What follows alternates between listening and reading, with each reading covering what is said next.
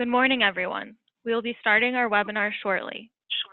As we wait for others to join, please note that all lines are muted except for the presenter.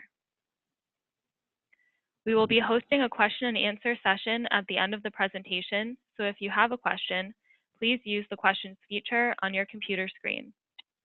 If you are not joining us on your computer, you can contact our presenter directly with the information provided in the webinar. I am pleased to introduce our resident expert, Bobby Abriola. In his time at Goodway, Bobby has visited over 200 food production facilities working to improve their cleaning and sanitation procedures. With that, I will turn it over to Bobby. How's it going, everyone? And thank you for dialing into this webinar session. Today, we're going to go over cleaning and sanitation in nutraceutical snack and protein bar confectionery food facilities. So let's take a look at today's agenda. We're going to look at trends and legislation, consumer food trends in the nutraceutical market, increasing consumer awareness of food allergen, and the ever-changing and more challenging legislation that's been rolled out onto food safety. So I'm going to go through proper cleaning technique and different cleaning tools, best practices for cleaning in dry environments, and also look into some case studies. And then after we wrap up the segment, I'll be able to field any questions that you have. So to start, we're going to look at the trends and legislation in the nutraceutical market. As we can see here, it's expected to more than double. Going back to 2016, we can see that the global market was valued at $272 billion. And then in 2025, we're anticipating it to more than double for an estimated growth of $578 billion. So this is an industry that's growing rapidly. New plants are being built in order to produce more nutraceutical products, specifically in the protein bar category. So here's a couple of common nutraceutical ingredients: dates, nuts, soy protein, whey protein. And nutraceuticals are really designed with consumer health as the top priority. As we can see here, between 1997 and 2008, the prevalence of peanut or tree nut allergy appears to have more than tripled in U.S. children. As you can see here on this graph, along with consumer sensitivity to food allergens, there's been a continued amount of recalls for allergen cross-contamination. So as consumers are becoming more aware, becoming more sensitive to allergens, it's put more pressure on the manufacturers to ensure that all equipment is cleaned free of allergen. So we're going to take a look at some of the major allergens. The 8 biggest ones in the U.S. is milk, egg, tree nut, peanuts, wheat, gluten, soy, fish, crustacean shellfish. And then some additional allergens that are not in the United States yet. We think sesame is going to be the first one. Those far listed below here, we have mollusks, sesame, mustard, celery. So let's take a look at some of the major challenges in the nutraceutical snack bar facilities. Number one, allergen cross-contamination is a huge concern with the increasing amount of recalls. Cleaning to an allergen clean level is becoming more and more important. The FDA has taken a much closer look at allergens and allergen changeover procedures to make sure that good processes are in place to get those allergen cleanings done. The manufacturers are validating that have been removed. Surfaces are completely visually clean, and then afterwards, swab tests are done after to look for those specific proteins that are being removed from the surface. Mold and yeast is always a big challenge, especially in dry environments like candy and confectionaries. Mold and yeast is always present in the environment, and any additional moisture will help the proliferation of mold and yeast.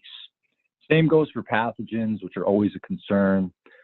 Typically, we'll find pathogens and microorganisms when we introduce moisture into a dry environment when we don't need to.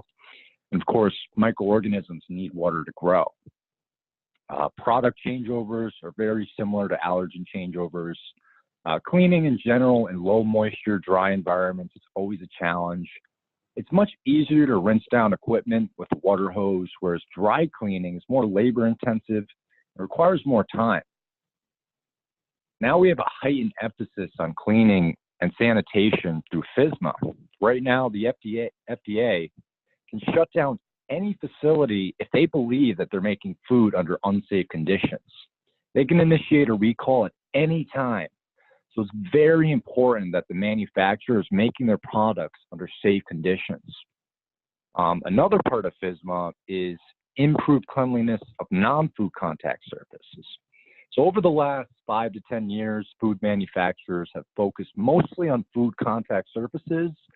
And as budgets have been cut and labor forces have shrank, some of the non-food contacted surfaces have been somewhat neglected. So now FSMA is requiring the non-food contact surfaces to be a priority again. And lastly, environmental monitoring has been brought about. FSMA has brought environmental monitoring into facilities that traditionally haven't had to do environmental monitoring. Lower risk facilities like bakeries, snack food environments that typically haven't had to take environmental swabs looking for pathogens are now having to do so even with low risk product. So what are some proper cleaning techniques? To limit allergen cross-contamination, every facility should have an allergen control plan that's documented and written out.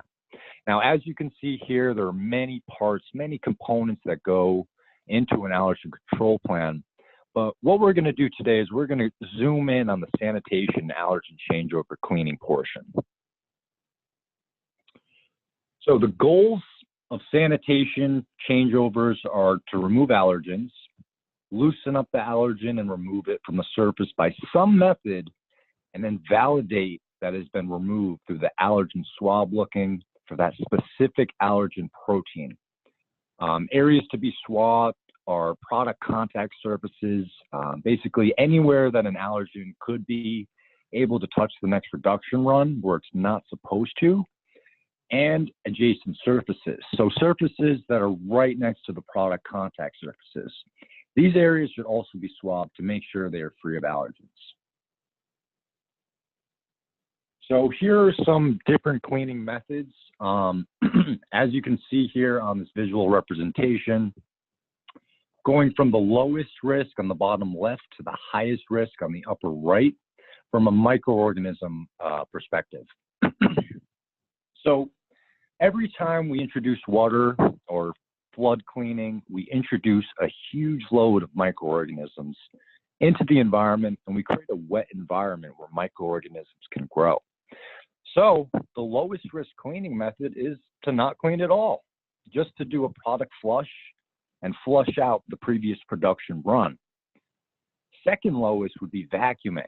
As we vacuum, we remove soils from the environment. This product practice would work best while accompanied by a HEPA filter for the exhaust. Then moving into alcohol sanitizer wipes. These are still on the lower risk side, great usage for manual cleaning with scrapers, brushes, rags, detergent and water to wipe down. Is still a limited amount of moisture introduced into the environment. Then moving on to compressed air cleaning. It should be avoided wherever possible. If it's a must be used to clean specifically on equipment that's hard to reach, the compressed air should be kept at 40 psi or less. We want to make sure that if we're using compressed air, we're not making those soils airborne. We don't want to run the risk of cross-contamination. So we need to keep that at 40 psi or less if we need to use compressed air cleaning. And then we have two advanced methods of cleaning. First, we have dry ice. It's a great tool for shutdown work, cleaning around ovens, fryers, really burnt on soils. And then we have dry steam cleaning, which is more of an everyday cleaning tool that can be used around facilities to help in more applications. The advantage of using dry steam cleaning is that it uses very little water, which doesn't allow much of a chance for microorganisms to grow.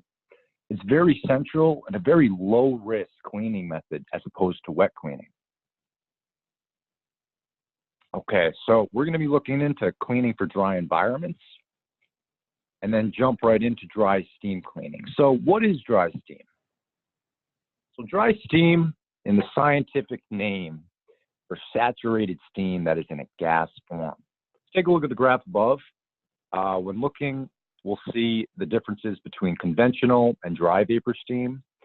So dry steam, the pressure is higher, 145 psi. The temperature is higher at 350 degrees.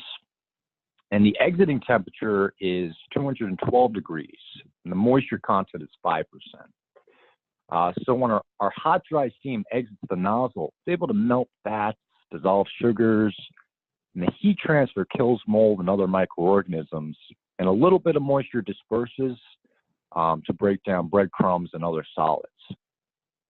Dry saturated steam is 100% water in the gas form. So the vapor steam particles are small, so it's a great tool for cleaning around frameworks, nooks, crannies, hard to reach areas, water sensitive equipment in a safe and effective method.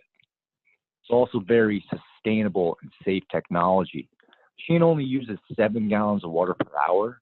It's extremely safe to use with limited PPE.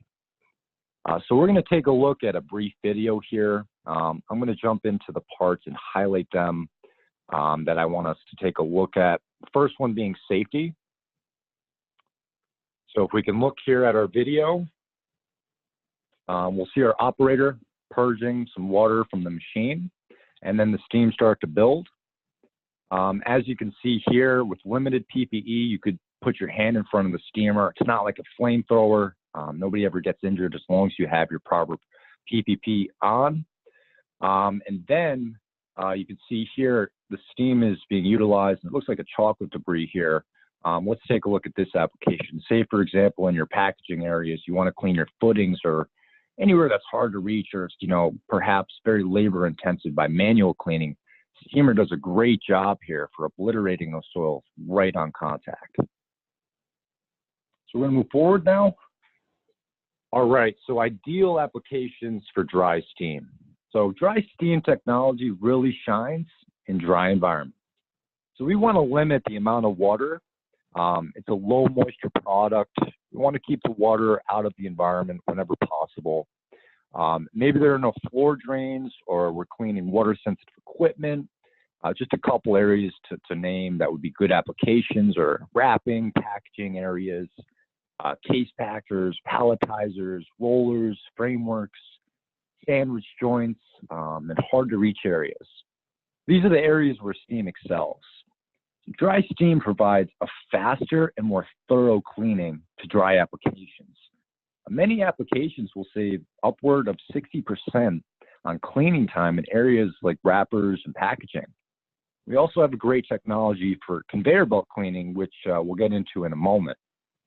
Now, on the wet side, there are still applications for dry steam in wet environments, but it's more limited than cleaning in dry environments. Some applications where steam will work well in wet environments are cleaning water-sensitive equipment, deep cleaning, periodic cleaning. We have a drain attachment tool for sanitizing, and we're also coming out with a new sterilization chamber for small parts.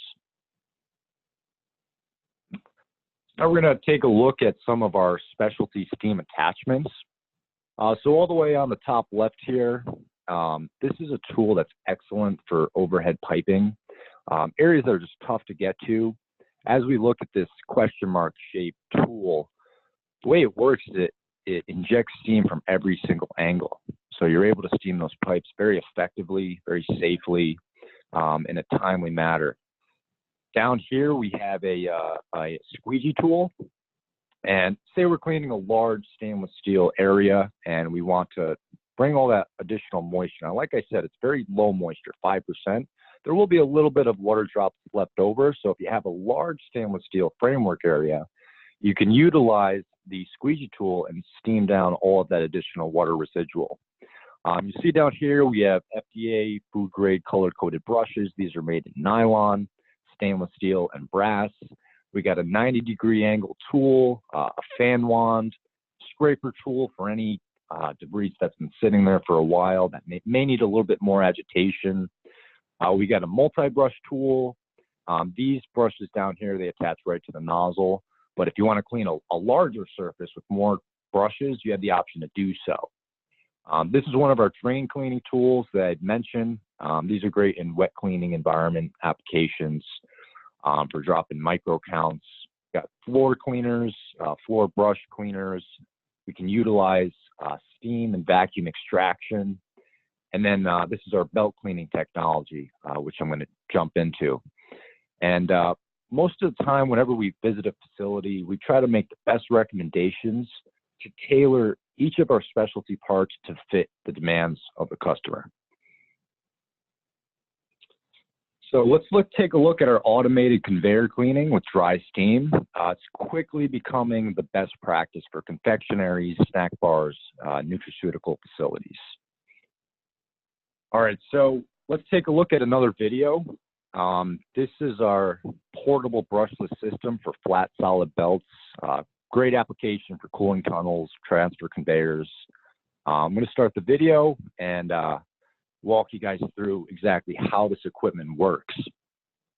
So as you see on the back side here, this is Goodway cleaning chocolate residue with our brushless system. On this side, we're injecting steam. That's where we break down all those soils. We remove the allergens. And on the back end, we utilize vacuum extraction. That's how we're allowed the belt to be dry, clean, 100% clean, one pass through our belt cleaning technology, removing all allergens. So it's a very effective tool if you're utilizing a lot of labor-intensive work like wiping down. It's an excellent tool to be able to hook up to your conveyor belt. One pass through, ATP passes, drops down to 0.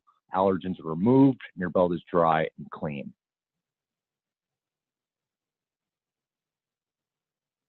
So we also have a fixed brushless system. So the fixed brushless system was designed for the ability to clean conveyor belts continuously during production, especially in facilities with sticky products like marshmallow, caramel, and any other sticky ingredients. A lot of our customers turn this on, and in the beginning of their production run, allowing them to run the system continuously during their production, so they'll never have to clean their belts. We make this on a single side, dual side, just the food contact side, or both sides of the belt. And it's a tremendous opportunity for labor, productivity savings by introducing this technology to be able to clean those belts continuously during production. Sustainability of dry steam. So dry steam is incredibly sustainable technology. It uses very little water and uses no chemicals when cleaning. Most cases, we can save 99% water, 100% of wastewater generation eliminated, and 100% on cleaning chemical cost. So when thinking about a fixed brushless system versus traditional CIP system on a cooling tunnel, you want to ask yourselves, how many hours per week is the system running? And how many gallons of water per minute is used?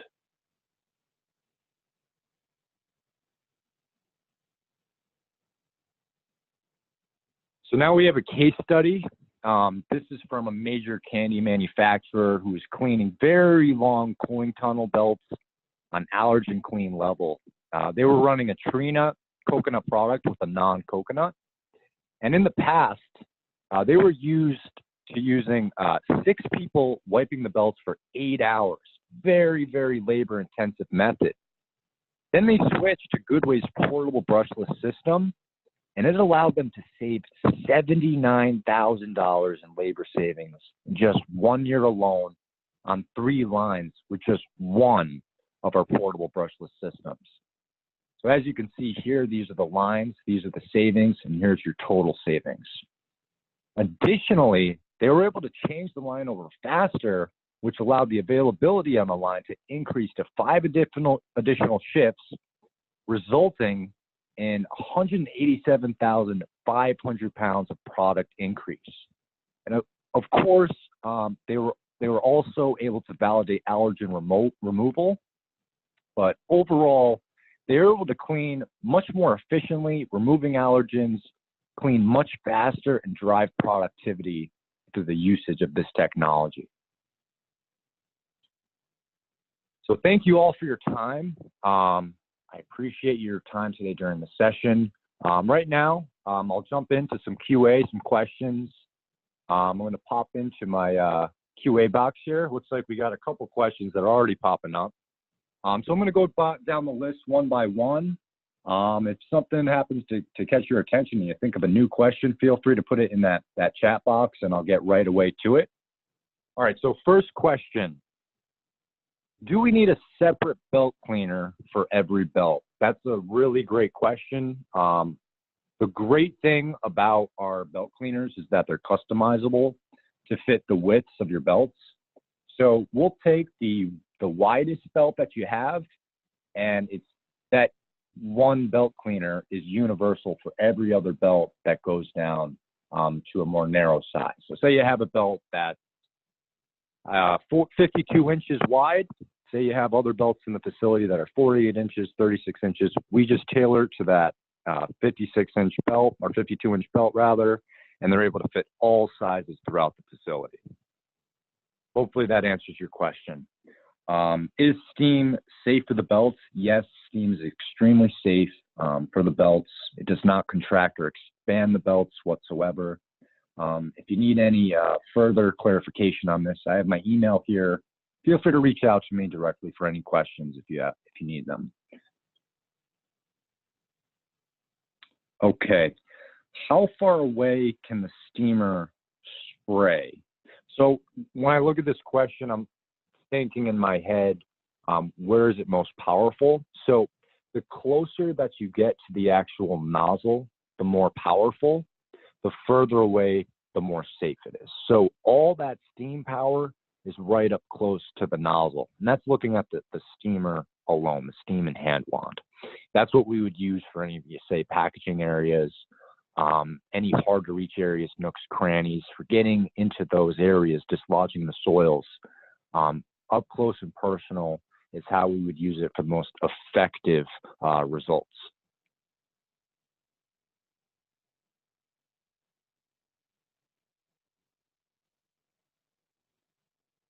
All right, another question came in. Do we provide demonstrations? We do provide free on-site demonstrations. So typically, we'll walk through the applications. We'll either hop on a phone call or through email, whatever works best for you. With this process, we want to make sure we make the best recommendations. So assuming the applications are right, we'll come on site, perform a free on-site demonstration. We could do the allergen swabbing, we do ATP swabbing as well. We can, go through every single segment. So we're with you every step of the way, all the way from the initial qualifications, coming on site for the demonstration, and we're also making, through our knowledge, my knowledge outside in the field, giving best recommendations for other areas that we think would be able to help improve the quality of your food safety program. Do you have a rental unit to evaluate the system before purchase? So we do have an option to rent the equipment for our steamers. So that would be something that I'd be more than happy to address. Feel free to reach out to me directly. Rental periods are an option, but that is something that you can do. So feel free to reach me directly, and we'll discuss the details of how a rental agreement would work. Another question just popped in. How dry is the steam, and what is the moisture?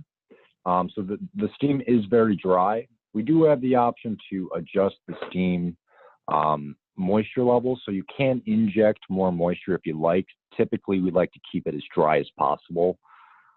So the moisture content, like I mentioned, is 5%.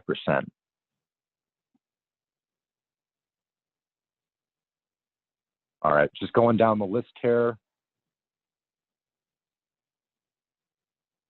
So can the vacuum steam system remove all the excess 5% water? So like I mentioned, we use 5% moisture with our steamer. We're injecting that steam onto the belt to break down all the soils, dislodge them, remove allergens. Afterwards, the belt is left completely dry. So we're able to remove that excess 5% water. So the belt on the backside after the vacuum extraction, it's left completely dry. ATP drops down to 0, remove all allergens, and your belt is clean in one pass, just one pass through our belt cleaner.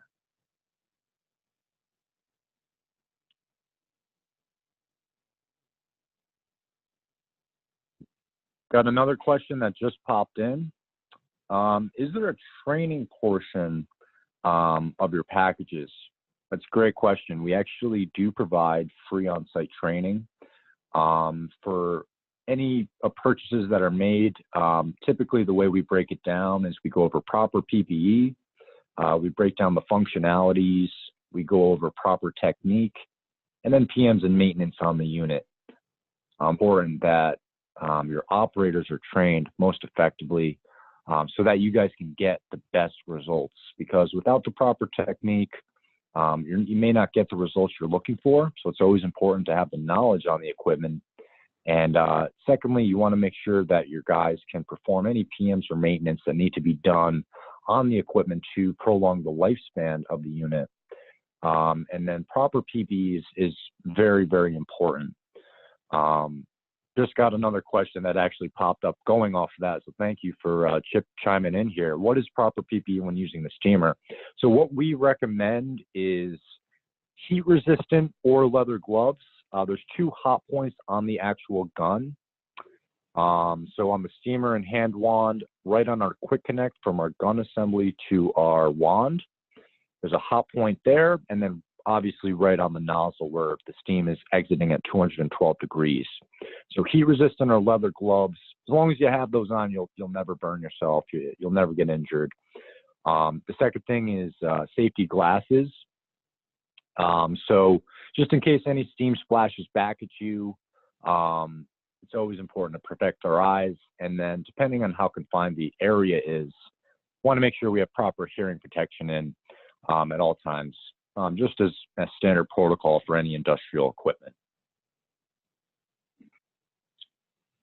Okay, let's see. Any other questions?